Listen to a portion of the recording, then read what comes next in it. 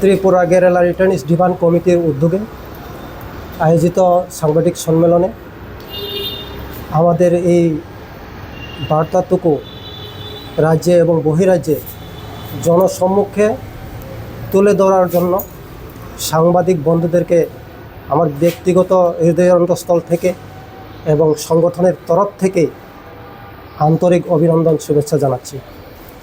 তো আপনারা জানেন যে দীর্ঘদিন ধরেই আমাদের ত্রিপুরা গেরিলা রিটার্নিস ডিমান্ড কমিটির পূর্বতন বামফ্রন্ট সরকারের আমলে ৪৫ কোটি টাকা আমাদেরকে আমাদের জীবনযাত্রা মান উন্নয়নের লক্ষ্যে ৪৫ কোটি টাকা বরাদ্দ করা হয় এবং ২০১৭ অবধি সেই স্কিম পূর্ণ বহাল থাকে এবং ২০১৮ সালে দেশে মহামারী করোনা রোগের আক্রমণের ফলে সেই স্কিমটি বন্ধ হয়ে যায়।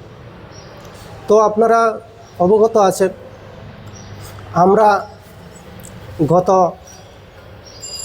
২০/২/২০২৬ ইংরেজিতে আসাম আগরতলা এবং সড়ক এবং রেলপথ সহ আমাদের সংগঠনের কর্মসূচি হিসাবে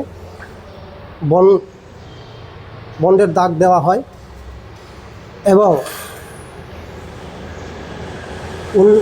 ১৯/২/২০২৬ রাত্রি ৯ ঘটিকায় মাননীয় জনজাতি কল্যাণ দপ্তরের মন্ত্রী ওনার সরকারি আবাসনে আমাদের এক প্রতিনিধি দলকে উনি সসম্মানে আহ্বান করেন। সেই সাড়া দিয়ে আমরা ওনার বাসভবনে আসে আমাদের ৬ প্রতিনিধি দল। উনি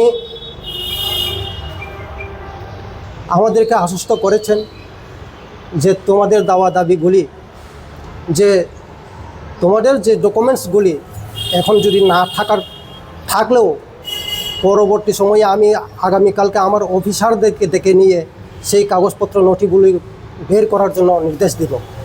যদি না পাওয়া যায় এবং দুটি স্কিমের মাধ্যমে চিকনবানিয়া মুখ্যমন্ত্রীর জনজাতি উন্নয়ন প্রকল্পে যে স্কিম আছে এই স্কিমের আওতায় করে আমরা ২৩ কোটি বকেয়া টাকা প্রদানের জন্য আশ্বাস দিয়েছেন।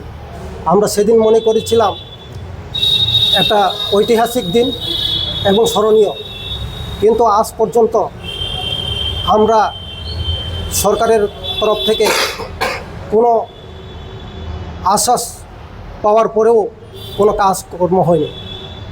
তার জন্য আমরা দীর্ঘ ৪ মাস ধরে আমরা প্রতীক্ষিত এবং আমরা গত ১৯/৫/২০২৬ তারিখে সরকারের কাছে পুনরায় আমরা আবেদন জানাই এবং সরকারকে চিন্তা ভাবনা করার জন্য আমরা সরকারকে ডেডলাইন দেই ২৯ তারিখ অবধি, কিন্তু সরকার আমাদেরকে কোনো আশ্বাস দেয়। তো তার জন্য আমরা আমাদের দলের কর্মসূচি হিসাবে আগামী ৫/৬/২০২৬ আমরা আবারও পথ ও রেল অবরোধ করতে যাচ্ছি।